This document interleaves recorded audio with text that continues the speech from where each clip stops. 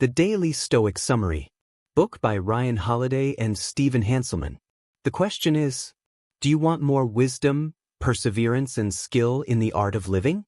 If so, start with the Daily Stoic Summary.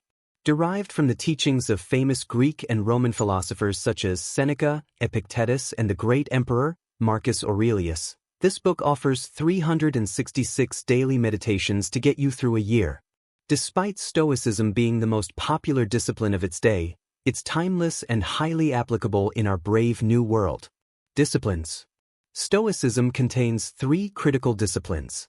The discipline of perception, how we see and perceive the world around us. The discipline of action, the decisions and actions we take and to what end. The discipline of will, how we deal with the things we cannot change, attain clear and convincing judgment, and come to a true understanding of our place in the world. The book dedicates for months to each discipline, with a defined trait for each month. The discipline of perception. January, clarity. The single most important practice in Stoic philosophy is differentiating between what we can change and what we can't, what we have influence over and what we do not. By focusing solely on what's within our control, we reclaim our personal power. As the Stoics said, you don't control the situation, but you control what you think about it. Life throws us curveballs every day. Think annoying colleagues, rain, and general misery. However, this approach allows us to control our responses to every situation that's not of our own making, like a cool cucumber. Then we possess much more energy to focus on what is within our control, like our daily habits and actions. While most people are wasting time getting mad about that which they can't control, we'll be making progress.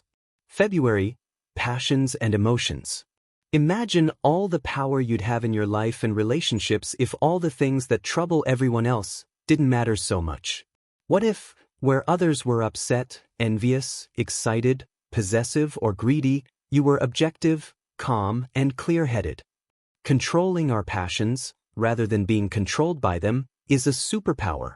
Always think before you act, as that which you're afraid of can form a self-fulfilling prophecy, the very source of the disasters you fear. Is your anxiety really doing you any good? Remember that if you're anxious about creating a better future, the true path to contentment lies in the present moment. Those anxieties may also be unfounded, not rooted in reality and open to interpretation. As Bill Shakespeare said, nothing is either good or bad, but thinking makes it so. March, awareness. Cultivate the ability to judge yourself accurately and honestly. Look inward to discern what you're capable of and what it will take to unlock that potential. It's essential to objectively evaluate our minds, questioning our instincts, patterns, and assumptions. We should not be led astray by our ego, which can easily delude us. We have always, at our disposal, the use of logic and reasoning to navigate the choppy waters of life. My note, Seneca apparently used to journal and reflect every night, thus improving self-awareness. April, unbiased thought. If you bend your body into a sitting position every day for a long enough period of time, the curvature of your spine changes. The same is true for your mind. If you hold a perpetually negative outlook, soon enough everything you encounter will seem negative. Humans are full of contradictions and biases. Therefore, we need to be careful about how we interpret and act upon the information we consume.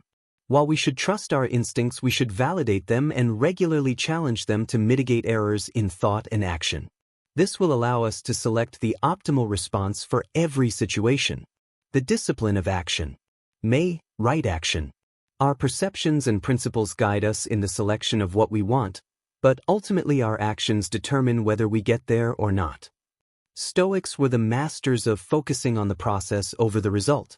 After all, we can't control the outcome, and therefore our ambition should not be to win, but to play with our full effort. All we can do is take the right action today and take contentment in that. June, problem solving. How you handle even minor adversity might seem like nothing, but, in fact, it reveals everything. Obstacles are an unfortunate part of life, but where some people see them as problems, others regard them as opportunities.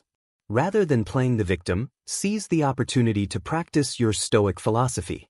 After all, every impediment can advance action in some form or another. July, duty. It's not enough to just not do evil. You must also be a force for good in the world as best you can. The Stoics believed that everything has a purpose and place in nature. As humans, we must be good and aspire to virtuousness, the highest calling. So what are you committing to today which fulfills your duty? August, pragmatism. Seneca was well aware that there was a lot of borrowing and overlap among philosophers. That's because real philosophers weren't concerned with authorship, only what worked. More importantly, they believed that what was said mattered less than what was done. Conditions will never be perfect and future opportunities may be illusory. So, stop waiting and take whatever action you can right now. Move the ball forward and aim for progress, not perfection. The discipline of will. September, fortitude and resilience. No one is crushed by fortune unless they are first deceived by her, Seneca. Present misfortune empowers us to face future adversity. We can use it as a formative experience to develop resilience and strength of character and a fortress of mind. October, virtue and kindness. Wherever there is a human being, we have an opportunity for kindness. We always have the choice to let virtue shine and respond to situations with empathy and love. However, it takes work. Goodness isn't something that's going to be delivered by mail. You have to dig it up inside your own soul. You find it within your own thoughts, and you make it with your own actions. November, acceptance.